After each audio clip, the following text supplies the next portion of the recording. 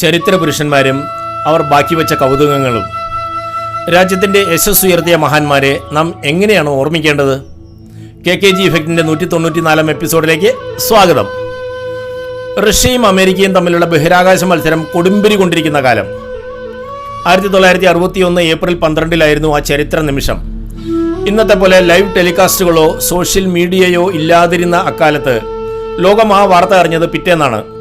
1961 April 13 ലോകത്തിലെ എല്ലാ പത്രങ്ങളുടെയും മുൻ പേജിൽ ആ റഷ്യൻ ചെറുപ്പക്കാരൻ്റെ മുഖം അച്ചടിച്ചു വന്നു. ചരിത്രത്തിൽ ആദ്യമായി ബഹിരാകാശത്തെത്തിയ യൂറി ഗഗാറിനായിരുന്നു ആ താരം.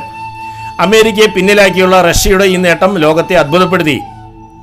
പിന്നീട് 1969 നീൽ ആംസ്ട്രോങ്ങിനെ ചന്ദ്രനിൽ ഇറക്കിയാണ് അമേരിക്ക ഇതിന് മറുപടി നൽകിയത്. റഷ്യയിൽ നിന്ന് ബഹിരാകാശത്തേക്ക് പോകുന്നവരെ കോസ്മോനോട്ടുകൾ എന്നും അമേരിക്കയിൽ നിന്ന് പോകുന്നവരെ ആസ്ട്രോനോട്ടുകൾ എന്നുമാണ് വിളിക്കുന്നത്.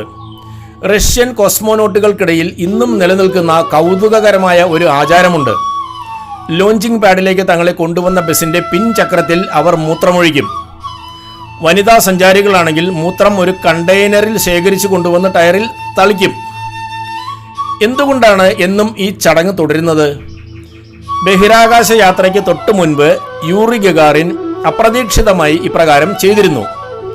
ഒരു പക്ഷേ സ്പേസ് ഷട്ടിലിനുള്ളിൽ മൂത്രമൊഴിക്കാനുള്ള അസൗകര്യം ഓർത്താകാം അദ്ദേഹം അന്നങ്ങനെ ചെയ്തത്.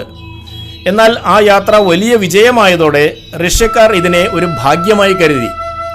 ഗഗാറിനോടുള്ള ബഹുമാന സൂചകമായി ഇന്നും റഷ്യൻ കോസ്മോനോട്ടുകൾ ആ ചടങ്ങ് തെറ്റിക്കാതെ പാലിക്കുന്നു. തൻ്റെ 34-ാം വയസ്സിൽ ഒരു വിമാനാപകടത്തിൽ അദ്ദേഹം വിടവാങ്ങിയെങ്കിലും റഷ്യക്കാരുടെ ഹൃദയത്തിൽ ഇന്നും അദ്ദേഹം ജീവിക്കുന്നു. രാജ്യത്തിൻ്റെ അഭിമാനമായ ഒരു പൗരനെ എങ്ങനെ ബഹുമാനിക്കണമെന്ന് നാം അവരെ കണ്ട് പഠിക്കണം. മറ്റൊരു ചിന്തയുമായി അടുത്ത വ്യാഴാഴ്ച വീണ്ടും കാണും വരെ ബൈ ഫ്രം KKG.